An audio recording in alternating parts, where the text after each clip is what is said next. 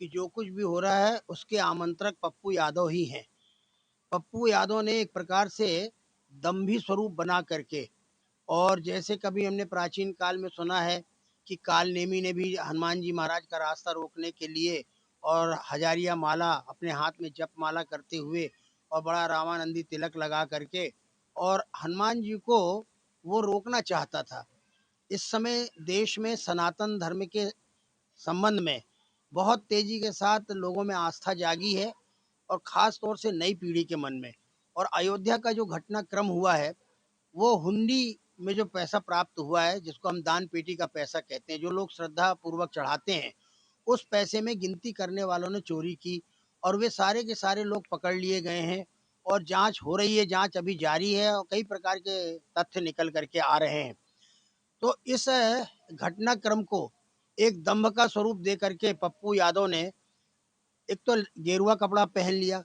गेरुआ कपड़ा पहन करके वो भारत के संतों को बदनाम करना चाहते हैं, जबकि राम जन्मभूमि में एक भी संत दोषी नहीं पाया गया, कोई भी संत उसमें इन्वॉल्व नहीं है चोरी बदमाशी में।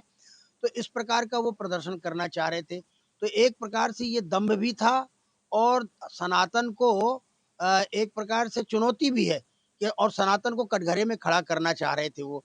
अच्छा, उसमें साथ देने वाले, ये प्री प्लानिंग उनका था, ऐसा नहीं कि उसके ही मन में आई बात और उसने इस प्रकार का स्वांग रचा हो। उसमें अखिलेश यादव भी, फिर राहुल गांधी भी, और भी उनके तमाम साथी जब सबके नाम आ रहे हैं, वो जा रहे हैं दान पेटी में दक्षिणा चढ़ा रहे हैं।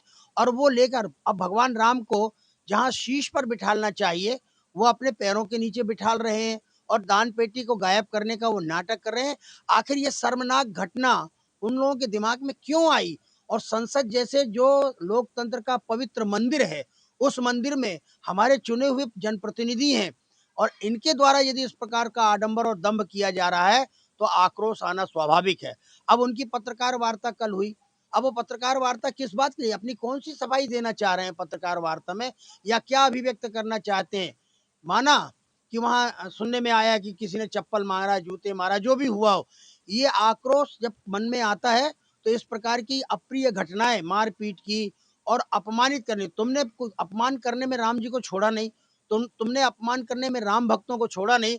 अरे तुम्हारे ऊपर, तुम्हारे तो चेहरा वहां काला किया जाना चाहिए था, तुम्हारे ऊपर तो जूते चप्पल जोरों से चलने चाहिए था, और चोटी पकड़ पकड़ के हनुमान भक्त होते तो पटक पटक के मारते, हम उसका भी समर्थन करते, क्योंकि तुम संस्कृति का अपमान करने में नहीं चूक रहे हो। और फिर हम ये भी कह सकते हैं कि तुमने ही अपने लोगों को, ये भी तुम्हारा दम्भ हो सकता है कि अपने ही लोगों को खड़ा कर दिया हो कि तो हमारे ऊपर जूते चप्पल चलाओ ताकि इनको हम बदनाम करें, पत्रकारों को। पत्रकार तो एक जो वातावरण बनता है, उस वातावरण में आपके मन की निकाल करके और समाज के मन में क्या प्रतिक्रिया हो रही है राम भक्तों के मन में, वो उसको अभिव्यक्त करने का काम करते हैं। इसलिए कभी भी कोई पत्रकार बदतमीजी नहीं करता, पत्रकार कभी भी जूते चप्पल नहीं चलाता, बल्कि मैंने देखा कि पत्रकारों को अपमानित करते हैं लोग, तब भी वो बड़े धैर्य पूर्वक और उस बात को सुनते हैं। मैंने एक महापुरुष का वक्तव्य सुना और उसने धोखे से संत कह दिया, और धोखे से उसने महात्मा जी कह दिया, बोले तुम मुझे संत मत कहो, तुम मुझे महात्मा मत करो, मैं शंकराचार्य हूँ, फलाना हूँ, ढिमाका हूँ। तो वो भी बड़े धैर्यपूर्वक, एक महिला पत्रकार थी। तो ये बदतमीजी क्या है? ये सब ऐसे दम्भी लोगों की बदतमीजी है, और ऐसे लोगों को तो सबक सिखाना ही चाहिए।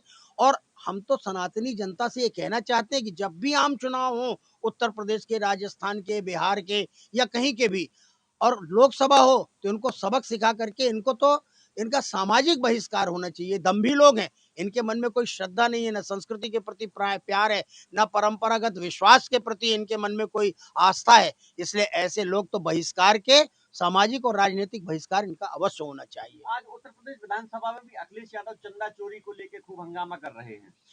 पहली बात तो ये लोग अनर्गल प्रलाप कर रहे हैं, मनगढ़ंत बातें कर रहे हैं, और तरह तरह की बातें उठा के इसको ये टारगेट बना रहे हैं, और ये साथ साथ नैरेटिव सेट कर रहे हैं कि 2027 में जो उत्तर प्रदेश का चुनाव है वो किसी भी प्रकार से भारतीय जनता पार्टी जीतने ना पाए, और फिर 2029 का चुनाव जो लोकसभा का होने वाला है। और इस बात को हम लोगों ने भांप लिया है, जब केंद्रीय मार्गदर्शक मंडल की हरिद्वार में बैठक हो रही थी, उसी समय सारे संत जो भारतवर्ष के 200-250-300 संत बैठे थे, उनके दिमाग में ये बात आ गई कि हम किसी भी कीमत में ये नैरेटिव सेट नहीं होने देंगे। हाँ, जो चोरी हुई है, जिसके लिए एसआईटी बिठा ली गई है, जांच हो रहे हैं, और जो अपराधी हैं वो अपराधी पकड़े जा रहे हैं, ये बात ठीक है, लेकिन इसका ये मतलब नहीं है कि तुम इसको लेकर के कुछ भी अनर्गल प्रलाप करते रहो।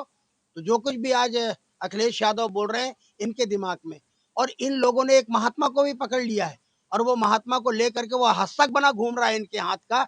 इसलिए बाकी के जो साधु संत महात्मा जो संस्कृति भक्त हैं, जो केंद्रीय मार्गदर्शक मंडल के सदस्य हैं, वो सब सतर्क हो गए हैं। हम किसी भी कीमत में गांव गांव हम पहुंच करके, और लोग कह रहे हैं ना कि आस्थाएं कमजोर हो गई, वहां आने वालों की स्थिति कमजोर, ऐसा कुछ भी नहीं है। लोग बड़ी संख्या में जा रहे हैं भगवान राम के दर्शन करने के लिए। किसी घटना के कारण आस्था कहीं विगलित नहीं होती, विश्वास कहीं विगलित नहीं होता। तो इस प्रकार से हम पूरे देश का वातावरण अनुभव कर रहे हैं।